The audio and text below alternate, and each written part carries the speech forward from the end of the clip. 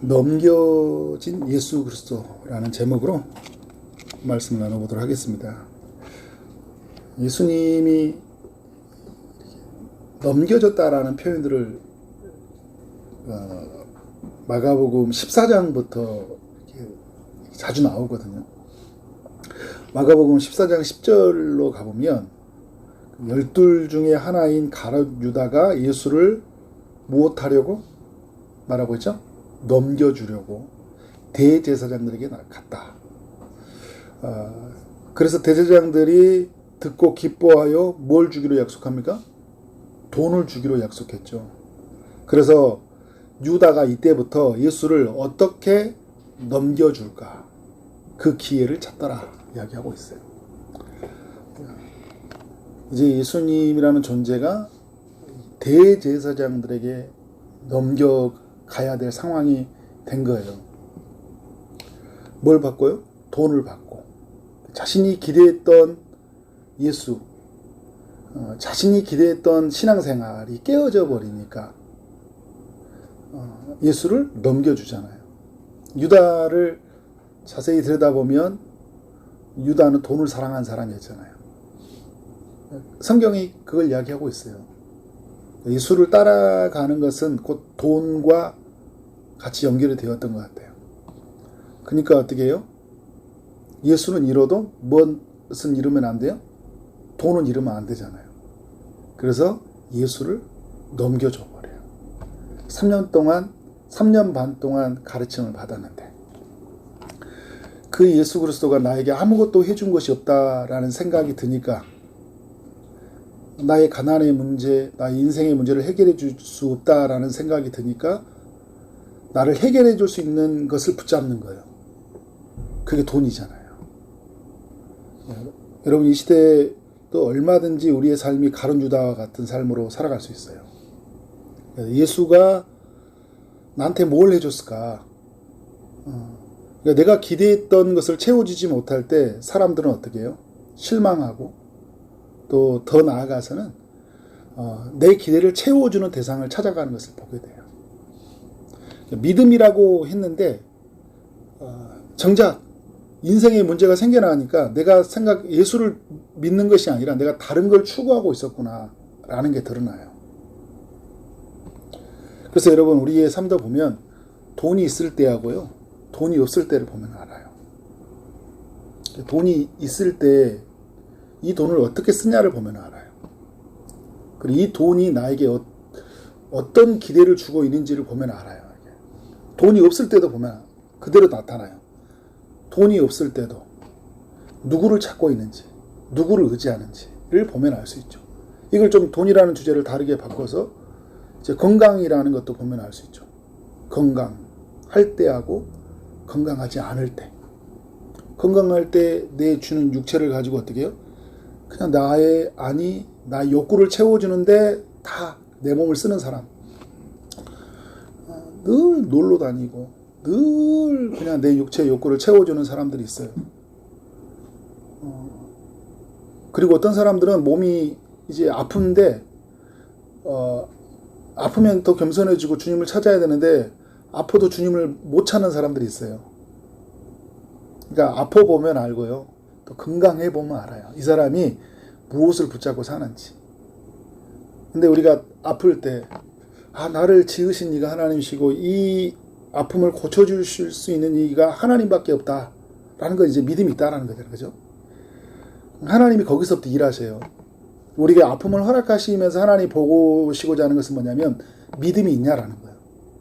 하나님 우리를 향해 묻고 계시는 거죠. 나를 믿느냐라는 거예요.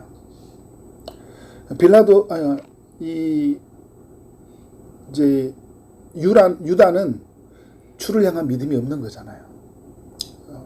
예수가 힘없는 무력한 존재라는 것이 느껴지면서 어떻게 해요?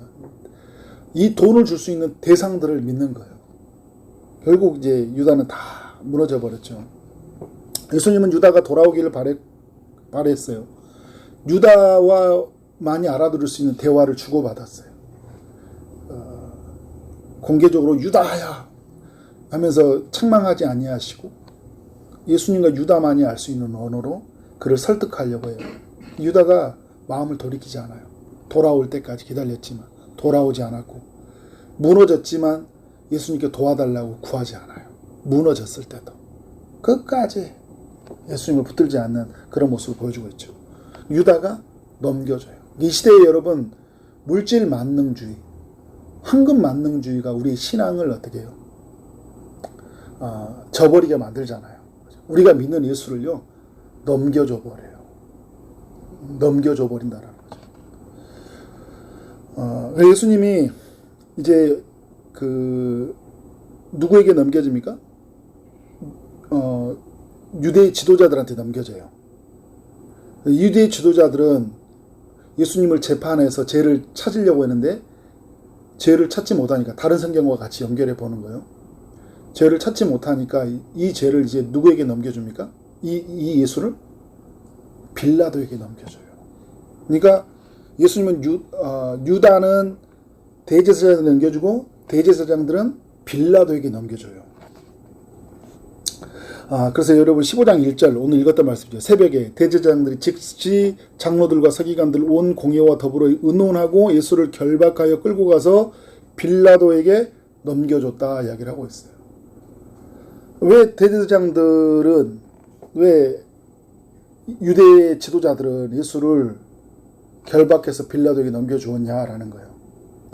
오늘 이제 10절의 내용을 보니까 대제사장들이 시기로 예수를 넘겨줬다 이런 표현을 쓰고 있거든요. 요한복음이나 성경을 보면 이 유대 종교 지도자들이 예수에 대해서 시기심이 많았다라는 본문들을 계속 이야기해주고 있어요. 예수님의 그 탁월한 가르침, 그들도 유대 종교 지도자들이잖아요. 랍비들이에요. 스승들이에요. 그러니까 지금 말하면 아주 일타 강사에서 유명한 강사들이라고 할 수 있는 거예요. 성경 하면 딱 어떤 사람 이야기하면 정말 이렇게 잘 가르치는 사람들 있잖아요. 유대인들은 특별히 그 가르치는 은사들이 있어서 잘 이렇게 많은 사람들에게 존경도 받고 있고 그 탁월함으로 사람들을 압도해 가는 이들이 많다라는 거죠. 그런데 예수님의 가르침은 자기들에게 있는 가르침과 달라요. 더욱 탁월해요. 더욱 탁월해 사람들이 예수님에게 열광하기 시작하는 거예요. 대중의 인기를 얻는 거잖아요. 많은 사람들이 따라가요. 그리고 이제 예루살렘에 들어올 때도 뭐 호산나 다윗의 자손이여 하면서 사람들이 막 노래를 하고 예수님에 대해서 열광을 하잖아요. 시선이 예수에게 가면서 어떻게 해요? 자기들이 있는 입지가, 자기들이 있는 존재가 사라지니까 존재감이 사라진다는 거잖아요. 그래서 이 예수를 죽여야 되는데 유대의 법정으로도요, 증인들을 세운 게 이제 유대 법정에 세워서 그들이 죽이려고 할 때 죽일 만한 제목을 찾아야 되잖아요. 그래서 이제 거짓 증인들도 세우고 해서 예수님을 신성을 모독했다. 예수님이 이제 이 성전을 보면서 성전은 사흘 만에 무너진다 이런 표현을 썼잖아요. 근데 이거를 이제 거짓 증인들을 세워가지고 예수님이 이제 성전을 모독한다. 이렇게 예수님의 제목을 붙이고 또 율법을 모독한다. 신성 모독, 자기가 하나님이라고 한다. 신성 모독, 성전 모독, 율법 모독. 여러분 이런 제목만 해도요, 유대법에 따르면 돌에 맞아 죽어도 누구도 간섭을 못해요. 그러니까 유대가 자치적으로 자기가 사형을 집행할 수 있었는데 이 종교적으로 반했을 때는 이 반하는 죄를 저지르면 즉각 사형을 할 수가 있었어요. 여러분 나중에 보면 스데반이 성전에 대한 자기들이 생각할 때 모독하는 발언을 하니까 어떻게 돌에 던져 죽이잖아요. 돌에 던져 죽은 사람들이 다 감옥에 갔다 이런 이야기 없잖아요. 그러니까 유대에 바로 직결 심판이 가능하다라는 거예요. 근데 이들이 예수님을 죽이지를 못해요. 왜냐하면 대중들의 인기가 있으니까. 이 사람을 자기들이 죽이려고 하는 것보다 어떻게 죽이는 게 낫다고 생각합니까? 빌라도의 손에 빌려서 죽이는 게 낫다라고 생각해요. 이거를 그래서 어디에 법정으로 데리고 갔냐면 로마 법정으로 데리고 가는 거예요. 근데 로마 법정으로 데리고 가려고 하는데 그 로마는 자기들이 율법 못 오겠다, 신성 못 오겠다 이런 이야기 하면 로마가 아니, 뭐 그게 죽일 만한 제목이 뭐가 되겠어요. 로마의 편에서 보면. 그러니까 어떤 제목을 붙이는 거예요? 예수는 누구라고요? 유대인의 왕이다. 밀란을 꾸미는 유대인의 왕이다. 가이사 황제를 반역하는, 그러니까 그 밀란을 주도하는 반역죄는 바로 심판이 돼요. 근데 그때 가장 잔인한 심판이 뭐냐? 십자가 사형인 거예요. 그래서 이 예수를 빌라도에게 넘기는 거죠. 근데 여러분, 이 빌라도는 이 로마 제국으로부터 파견된 총독이잖아요. 최고 책임자예요. 그러니까 유대 땅, 사마리아, 이두메 이쪽 지역을 관할하고 있는 사람인데 이 사람의 권력은 어마어마했죠. 그래서 이 사람이 어떤 그 가지고 있는 사형 집행권, 뭐 그 다음에 사형을 집행했지만 그 집행했던 것을 변경할 수 있는 권한도 있어요. 그러니까 유대 법정에서 사형을 했다고 하더라도 사형을 멈추세요 하면 어떻게 해요? 멈춰야 돼요. 더 상위법이라는 거죠. 상위 기관이라는 거죠. 대제사장의 임명권, 그다음 군사, 사업, 종교를 다 두루 가지고 있는 절대 권력을 가지고 있는 사람이에요. 로마 황제로부터 파견된 사람이니까. 근데 이 사람이 예수를 어떻게 합니까? 판결을 내려야 되는데 예수의 살아온 삶, 또 예수의 이야기가 사형에 이를 만한 죄가 아닌 거예요. 그러니까 보면 이 사람도 이렇게 많은 법정을 치렀으니까 알 거 아니에요. 그러니까 바라바처럼 누가 봐도 다 죽일 만한 죄인이야. 그러면 이 사람은 죽이는 게 마땅해. 근데 예수는 어떻게 해요? 살인을 저지른 것도 아니에요. 그죠? 그리고 그 밀란을 주도한다고 따라다니는 사람들, 어부들 따라다니는데 본데 한 12명 따라다니고 나머지 여인들 따라다니는데 이 사람이 그 로마의 황제의 권위에 저항할 만한 그런 사람. 민중들이 열광을 하고 있지만 자기가 올 때 반역을 주도할 만한 사람은 아니에요. 부인도 말리고 자기가 봐도 이런 예수를 죽일 만한 사람 같지는 않은 거야. 그런데 어떻게 해요? 사람들이 요구하는 거예요. 사람들이. 종교 지도자들이 어떻게 유대 종교 지도자들이 와서 요구하는 거죠. 그래 여러분 10절에 아까 나왔던 것처럼 놓아주려고 하는데 대제사장들이 시기로 자신에게 넘겨준지도 알아요. 왜 예수를 죽이려고 하는지. 그러니까 밀란을 주도해서 죽이려고 하는 게 아니라 저 인간들이 자기들이 입지가 좁아지니까 예수를 죽이려고 하는구나. 저 시기심 때문에 죽이려고 하는데 내 손을 빌려서 죽이려고 하는구나. 다 알아요. 근데 여러분 이 빌라도가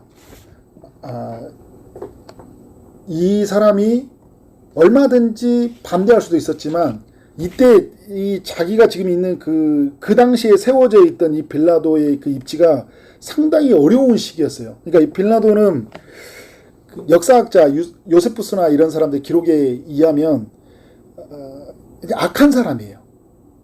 그러니까 자기 그 굉장히 독재적이고 잔인한 사람이거든요. 자기 수하에 있는 사람들 중에 유대인들을 관리들은 매우 싫어했어요. 반유대교적인 사람인 거예요. 그리고 그들을 막 이해하려고도 하지 않는 그런 굉장히 애골수적인 사람이었고, 예루살렘 그 주민들이 막 반발하여서 폭동을 일으켰을 때 자주 폭동을 일으켰거든요. 그 반 로마에 저항해서. 그런데 그때 그 양민을 학살해 주도했던 사람이 바로 지금 이 빌라도예요. 빌라도인데, 근데 이런 빌라도가 이 지금 유대 관리들도 싫어하는 사람들인데 싫어하는데 종교 지도자들이 와서 죽이세요 하면 야 너희들은 잘해. 내가 볼 때는 아니야 하고 얼마든지 그냥 이렇게 자기가 판결을 하지 않고 그냥 유대 종교법을 하든지 나한테 내 손을 빌려서 죽이려고 하지 마. 거절할 수 있었잖아요. 그런데 그 당시에 이 빌라도라는 사람의 그 뭐랄까 멘토면서 정신적인 지지 역할을 해준 세이누스라는 사람이 있어요. 이 사람이 죽어버렸어요. 정치적 입지가 이 빌라도가 상당히 이축이 많이 되어 있던 사람이에요. 그러니까 자기 보호하는 세력이 사라졌죠. 근데 자기가 평상시에 미워하고 혐오하던 대상 유대인들을 이제 내가 함부로 했다가는 어떻게 해요? 입지가 더 좁아질 거고, 로마 황제로부터도 어떤 이야기를 듣겠어요? 무능력한 총독이라는 이야기 들을 거 아니에요. 막 나라나 시끄럽고 판결 하나 제대로 못하고, 그죠? 이런 어떤 이축된 상황이 되니까 이제 유대인들의 이야기를 들을 수밖에 없는 거예요. 그런데 유대인들이 참 묘하게 심리가 군중들을 동원하잖아요. 군중들을 동원해서 어떻게 해요? 명절 때 자기가 그러면 피해 나가기 위해서 바나바를 세워가지고, 그래 좀 약간은 좀 누가 봐도 설득력 있게끔 그 명절에 한 명을 풀어주는데 예수를 풀어주면 되겠다 했는데, 이미 이제 군중들을 유대인들이 다 장악을 해서 어떻게 해요? 예수를 십자가에 못 박아야 된다, 바라바가 아니라 예수를 못 박아야 된다, 이런 이야기가 전에는 안 통하는 이야기였는데, 이제는 정치적 입지가 너무 약화되어 있는 시기라서 어떻게 해요? 이제는 이 이야기가 통하는 거예요. 군중의 인기를 잃어버리고 유대 종교 지도자들의 지지를 받지 못하는 무능력한 총독이 될 수 있는 거예요. 부인도 반대하거든요. 하지 말라고. 꿈에서 꿈꾸는 이야기도 해주고 하지 말라. 근데 빌라도가 어떻게 해요? 넘겨주고 말아요. 근데 오늘 15절에 보면 이런 이야기 하잖아요. 빌라도가 무리에게 무엇을 주고자? 만족을 주고자. 무리를 얻고자 했다는 거죠. 대중의 인기를 저버렸을 때 자기의 정치적 입지, 자기의 미래. 근데 여러분이 빌라도는요 어리석은 게 몇 년 뒤에 이제 총리 자리에 내려오고 나중에 기양살이하다 죽어요. 예수를 십자가에 못 박도록 해서 죽인 것도 있지만 그의 무능력이 어떻게 해요? 이제 드러나서 결국은 죽거든요. 그러면 그의 삶이 결국은 인생의 마무리가 되고, 이렇게 비참한 인간은 누구나 그 자리에 올라가면 다 내려가는 게 있고, 그죠?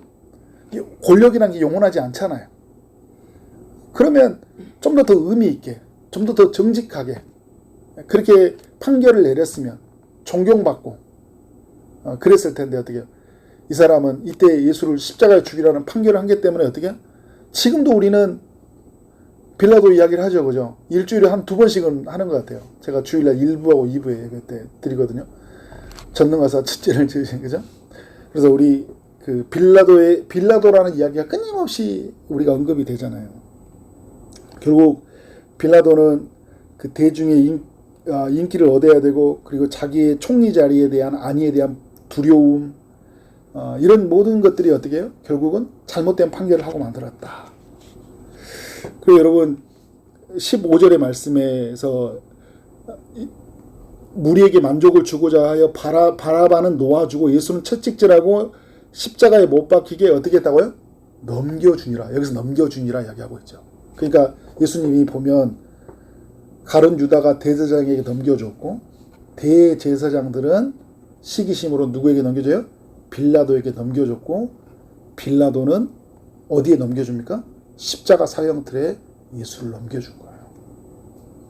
근데 여러분, 이런 데서 우리가 얻어야 될 교훈은 뭐냐면요, 우리가 한 평생을 사는데요, 우리가 가룟 유다와 같이, 종교 지도자들과 같이, 빌라도와 같이요, 악한 일에 우리가 쓰여질 때가 있어요. 악한 일에. 절대 여러분 악한 일의 도구가 되어서는 안 돼요. 예수를 십자가에 못 박도록요, 우리 복음의 이 여정 속에서 우리가 얼마나 큰 악한 일을 할 때가 있어요. 교회가 막 깨어질 때 주동해서, 그죠? 막 주도해서 막 그 일들을 해서, 그죠? 우리가 이 세상에 그래서 수치가 드러나도록 다 넘겨주는 그런 행동이에요. 누군가를 깎아내리거나 누군가의 자리를 잃어버리게 만들어버리거나, 그죠? 힘을 써가지고 무리를 모아서 어떤 사람이 한 인생을 짓밟아버리고 악하게 쓰여질 수 있어요, 우리가. 그러니까 우리가 절대 악한 일에 쓰여지지 않아야 돼. 내가 나에게 준 한 인생이 정말 하나님 보시기에 정직하고 순전하고 또 아름답게 지어진 인생이 돼야 되잖아요. 그런데 우리가 신앙생활한 여정 속에서 나 때문에 누군가가 교회를 떠나고, 나 때문에 교회가 분열이 되고, 나 때문에 하나님 나라의 장애가 되어서는 안 되죠. 그죠? 가룟 유다와 같이 종교 지도자들 다 두 특징이 뭐예요? 이들은 여러분 예수님을 3년 반 동안 따라다니는 사람이었고요. 가룟 유다는 종교 지도자들은요, 늘 성경을 끼고 사는 사람이고 늘 성전에 사는 사람이에요. 성경을 끼고 늘 성전에 살던 사람들이 예수를 어떻게 해요? 십자가에 못 박는 자리로 자기가 넘겨주는 역할을 해요. 우리도 여러분 그럴 수 있다니까요. 내 열심이 정말 내가 생각하는 그 하나님 나라 왕국이 있어요. 제자들이 그랬던 것처럼 제자들도 하나님 나라 왕국이 있었잖아요. 예수님이 임하면 자기들은 보좌 우편에 갖고 로마를 다스릴 그런 왕국을 생각했거든요. 했단 말이에요. 그러니까 다른 제자들로 도망가 버렸는데 가룟 유다는 어떻게 돼요? 그 채워지지 않으니까 그냥 자기는 돈을 받고 예수를 넘겨줘 버리잖아요. 그러니까 우리가 기대했던 기독교가 아니다. 기대했던 예수가 아니다. 그러면 어떻게 해요? 팔아넘긴 사람들처럼 그렇게 우리가 하지 말아야 될 행동을 해볼 수 있다. 근데 여러분 이거는 유다도 3년 반 동안 따라다닌 유다도 그런 행동을 했고 늘 성경과 늘 성경을 끼고 사는 사람도 그런 행동을 했다면 우리도 그런 위험성이 있나요? 없나요? 우리 위험성이 굉장히 많이 있죠. 굉장히 많이 있어요. 어떤 사람은요, 나는 너무 실망스러운 게 내가 목사님, 내가 목사를 몇 명을 바꾼 줄 아세요? 자랑이 되시, 그런 분들이 있어요. 제가 그런 사람이에요. 내가 마음만 먹으면, 그냥 교회 자기가 세우기도 하고 무너뜨린다는 것처럼 자랑스러워 삼아서 이야기할 사람들이 있어요. 그러다가 겁주고 이업도 하는 사람도 있어요. 네가 잘 되는 거 한번 보자 하면서 마치 뭔가 힘을 쓸 것처럼 엄청 위험하게 힘쓰는 사람들이 있다고. 기독교 예수님이 보이잖아요. 힘을 빼시잖아요. 힘을 빼. 십자가에서 다 죽으시. 우리 기독교는 힘을 쓰는 종교가 아니에요, 여러분. 기독교의 이상을 보여주자면서 우리가 기독교의 힘이 얼마나 강한지 보여주자면서 하는데 어떻게 과정은 마치 다 죽일 듯이 저도 예전에 은혜가 떨어지니까 그런 행동했다니까요. 내가 지금 생각하면 뭔 짓을 했는지 모르겠어요. 분별력이 사라지더라고요. 이상. 그러니까 여러분 말씀의 잘못 가르침을 받으면요 계속 그렇게 가르치면 또 그런 줄 알아요. 그러니까 유다도 그렇고 종교지도자들도 배운다고 배웠고 교회를 신앙생활을 했지만 잘못 배운 거예요.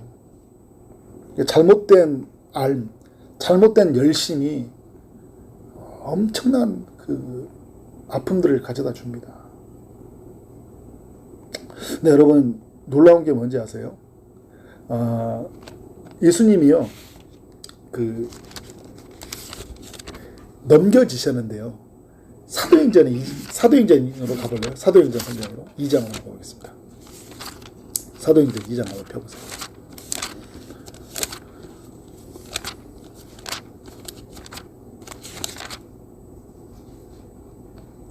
우리 담비자매 좀 수요일에 처음 나왔는데 갑자기 넘겨준 이런 이야기 나오고 그죠?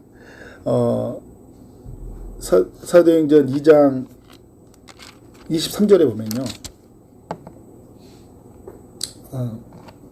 22절이네. 22절. 23절이네. 그가 하나님께서 정하신 뜻과 미리 아신 대로 내준 바 되었거늘. 자, 너희가 법 없는 자들의 손을 빌려 못 박아 죽였으나 이런 표현을 쓰고 있죠. 자, 사람들이요. 넘겨줬거든요. 유다도 넘겨주었고요. 그죠? 대제사장도 넘겨주었어요. 근데 빌라도도 십자가에 넘겨주었죠. 그런데 이걸 하나님 편에서는 뭐라고 하냐면 내어줬대요. 근데 이 내어진 게 뭐냐면 이건 하나님의 정하신 뜻이었다. 내어주는 것은.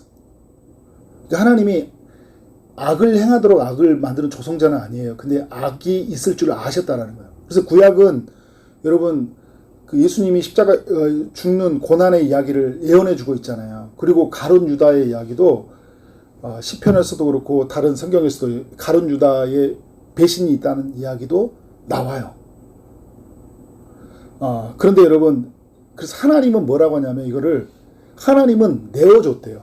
다시 이걸 정리해보면 이런 거예요. 사람들은 넘겨줬잖아요. 근데 하나님이 넘겨줘도 막으시면 넘겨져요? 안 넘겨져요? 안 넘겨지는 거예요. 근데 하나님의 허락이 있었다는 거잖아요. 뭐요? 그냥 내어줬다라는 거예요. 왜요? 내어줘야지. 어떤 일이 일어나는 거야? 십자가에 하나님의 아들이 죽으심으로 인류의 죄가 구속을 받으니까, 속죄를 받으니까. 그래서 이건 하나님의 방법인 거예요. 근데 여러분 인간은요 뭘 생각해야 되냐면 우리가 십자가에 내어주는 악한 존재가 되어서는 안 되죠. 그잖아요. 그러니까 무슨 말이냐면 내어주는데 그 내어주는 역할이 내가 되면 안 되죠. 그죠? 여러분이 지금 2000년대로 돌아가서 내가 군인이에요.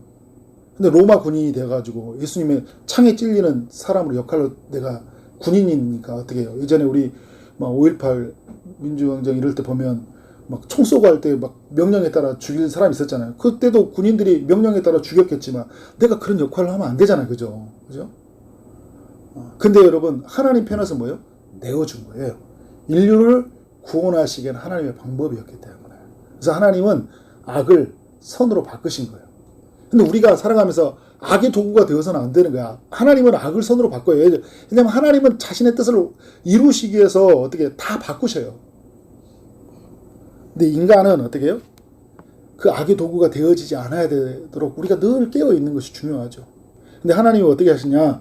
너희가 내어준 바 되을 건을 너희가 법 없는 자들의 손을 빌려. 그러니까 이건 유대인들에게 말하거든요. 법 없는 자들은 누구냐면 이건 이제 로마 군인들을 말하는 거예요. 하나님의 법이 없는 자들이잖아요. 그들은 성경을 모르는 자들인데 그들을 빌려가지고 어떻게 예수님을 십자가에 못 박여 죽였다고 하잖아요. 그러니까 유대법으로 다스리지 않고 어떻게 로마법으로 해가지고 십자가에 죽었는데 오늘 나온 신명기 21장이에요. 21장에 나온 내용 중에 하나가 뭐냐면 나무에 매달린 자마다 뭐 하는 자예요? 저주받은 자다. 그래서 이 유대인들의 중에 하나는 뭐냐면요. 예수님을 사람들이 열광하잖아요. 따라다니잖아요. 그러니까 예수님을 어디에다 매달아 죽은 거예요? 나무에 매달려 준 거예요. 근데 율법으로서 이게 성전 모독을 할 때는 돌에 맞아 죽었어요. 그런데 여러분 구약의 성경에는 이게 의인이 돌에 맞아 죽는 이야기가 나와요. 그래서 예수님을 사람들이 뭐 생각하겠어요? 돌에 맞아 죽으면 의로운 사람이 돌에 맞아 죽었다. 이런 생각을 가질 것 같으니까 로마 법정에 넘겨준 거예요. 로마 법정에서 십자가에 못 박여 죽었으니까 어떤 사람이에요? 예수님은 뭐에서 죽은 사람이에요? 하나님의 저주를 받아서 죽은 사람이에요. 그래서 여러분 사도 바울은 이런 생각이 꽉 묵혀 있었다니까요. 예수님이 부활하시기 것을 보기 전까지 예수님은 저주받아 죽었다고 생각한 거야. 유대인들은요 머리가 좋은 거죠. 성경을 잘 아는 사람이잖아요. 예수님을 어떻게 죽이는 거예요? 저주받아 그래서 죽게 한 거예요. 그런데 이러면 말하잖아요. 너희가 유대인을 죽였으나 그죠? 저주에 받은 사람이 매달리는 그 십자가 형태로 죽였으나 24절 하나님께서 그를 사망의 고통에서 풀어 어떻게 해요? 살리셨으니 이는 그가 사망에 매여 있을 수 없었습니다. 예수님은 죽음의 상태로 매여 있을 수 없으니까 어떻게 하나님이 다시 그를 살렸다 얘기하고 있어요. 하나님이 어떻게 해요? 악을 선으로 바꾸신 거예요. 하나님의 아들을 다시 살리신 거죠. 근데 이거를 이제 예수님의 관점에서 바라볼 때는 어떻게 해요? 이제 하나님의 관점에서 바라볼 때는 예수는 저주받아 죽은 것이 아니라 하나님의 뜻으로 내어준 것이고 저주받은 이 세상을 구원하시기 위해서 자신이 저주를 받으신 거예요. 근데 하나님이 그를 다시 살리심으로 이 땅에 있는 사람들이 다시는 저주 아래 있지 아니하고 하나님의 구원 안에서 살아갈 수 있도록 하는 하나님의 방법이었던 것이죠. 그래서 여러분, 우리가 이런 또 교훈을 찾은 것 중에 하나는 뭐냐면, 예수님이 십자가에 넘겨지실 때 저항하지 않잖아요. 그러니까 십자가에 오는 과정 속에 보면 넘겨졌다는 단어가 반복이는데, 예수님이 저항하지 않아요. 유다가 팔 때도 유다에게 막 혼내면서 다그치지 않고요. 그냥 어떻게 해요? 내어준 바 된 것처럼 그냥 넘겨지면 넘겨져요. 내가 누군데? 내가 하나님의 아들 예수야. 니들이 막 까불고 있어? 나한테 어떻게 이럴 수가 있어? 내가 누구야? 얼마든지 그렇게 할 수 있잖아요. 근데 예수님은 거기에 대해서 어떻게 해요? 저항하지도 않고 자기를 증명하지도 않고 오는 사람을 책망하지도 않았어요. 그냥 넘겨줘요. 대제사장에게 가서 넘겨줘요. 밤새 신문 봤거든요. 얼마나 힘들어요. 그리고 가룟 유다에게도 그러니까 빌라도에게 넘겨줘요. 빌라도에게 가서 여러 가지 신문을 받아요. 그리고 십자가에 넘겨지는 이 과정 속에 예수님은 왜 나에게 이런 고통을 줬느냐고, 너희는 두고 보자 하고 내가 다시 살아나가지고 너희들 다 죽여버릴까, 이런 말 한마디 안 하시잖아요. 어떻게 해요? 다 받아들이신 거예요. 왜? 예수님은 십자가를 지기 위해서 이 땅에 오셨기 때문에. 십자가는 곧 예수님의 목표예요. 이걸 여러분, 우리도 그런 거예요. 예수님을 믿는다는 것은 구원의 영광이 있죠. 그분과 함께 사는 영광이 있어요. 부활한 몸, 썩지 않은 몸, 강한 몸을 입을 그 영광이 우리에게 예비되어 있어요. 이미 누려지는 영광이 있고 앞으로 하나님이 주실 영광이 우리에게 있어요. 예수 믿는 자들이 갖는 영광이죠. 그런데 여러분, 그 영광도 있는 자는 무엇도 함께 있습니까? 고난도 있는 거예요. 예수 믿는 것 때문에 어떻게? 고난이 있어요.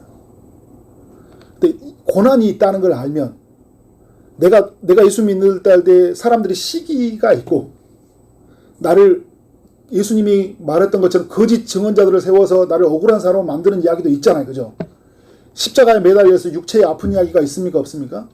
아픈 이야기도 있어요. 그래서 여러분, 누군가의 모함을 당하기도 하고 거짓 증언을 당하기도 하고 십자가에 매맞은 것처럼 육체적인 아픔도 겪는 것이 있어요? 없어요? 있어요. 근데 여러분, 이 예수 그리스도는 다 아셨기 때문에 어떻게 한 거예요? 이 사람들이 넘겨주는 너무 감정적으로, 육체적으로, 영적으로 힘든 시기를 견디는 힘이 있는 거예요. 또 어디까지 아시냐? 이것으로만 끝나는 게 아니라 뭐가 있어요? 죽음 뒤에 부활하실 거라 아셨잖아요. 그래서 여러분, 예수님이 자꾸 그 순환 예고라고 이야기해요. 나는 곧 3일 만에 대제사장에 넘겨서 죽을 것이다. 그런데 다시 사흘 만에 다시 살아날 것이다. 그러니까 고난도 있을 것이다. 영광도 있을 것이다. 근데 여러분, 우리가 이런 거잖아요. 예수 믿으면 우리에게 고난이 있어요. 그건 우리에게 참을 수 있는 큰 힘이에요. 올 게 왔구나. 그런데 여러분, 더 참는 힘이 뭐냐? 그러나 하나님이 욥기에서 23장에서 말하는 것처럼 우리가 순금같이 나오듯이, 우리의 길을 단련하셔서 후에 순금같이 나오시듯이 우리의 고난의 길을 지났을 때 하나님은 나를 영광스럽게 변화시킬 것이라는 그 기대와 소망이 있잖아요. 그러니까 여러분, 오늘 삶 속에서 힘든 일이 있잖아요. 그건 왜 예수 믿었는데도 힘든 일이냐라는 질문이 생길 때 예수님이 그러했던 것처럼 우리에게 그런 일이 있어요. 그런데 여러분, 끝이 아니라는 거예요. 영광이 있다라는 거죠. 그러니까 기독교인은 이걸 아니까 어떻게 해요? 소망이 있는 거예요. 가룟 유다는 여기까지 못 봤으니까요. 고난받는 예수를 자기는 못 받아들이는 거예요. 그러니까 고난도 못 받고 고난 뒤에 영광까지 못 보니까 어떻게 해요? 여기서 스톱이에요. 우리는 뭘 봐야 되는 거예요? 고난의 예수, 그 뒤에 영광의 예수를 보고 하는 거예요. 그러면 여러분, 지금 우리의 신앙생활은 어떻게 해요? 견디는 힘이 있고 그냥 단순히 버티기만 한 게 아니라 소망이 있어요. 이 고난 뒤에 하나님 나에게 뭘 주실까? 십자가 뒤에 인류를 구원하는 하나님의 구원의 사건들을 하나님이 만들어주듯이 오늘 나의 이 고난을 뒤에서 하나님이 어떤 일을 이루실까? 그런 소망이 있잖아요. 그리고 이런 소망이 있으면서 또 한편에서 어떻게, 난 절대 악한 일에 쓰이지 않아야 되겠다. 이런 소망과 이런 은혜가 있으니까 악한 자들의 손을 빌려가지고 예수님을 십자가에 못 박힌 것처럼 내가 정말 교회를 깨고 하나님 나라를 막는 그의 영광을 가리는 일은 내가 절대 하지 말아야 된다. 이 은혜가 크니까. 이런 은혜가 우리 모두에게 있기를 주의 이름으로 축원합니다. 네, 같이 한번 기도하도록 하겠습니다.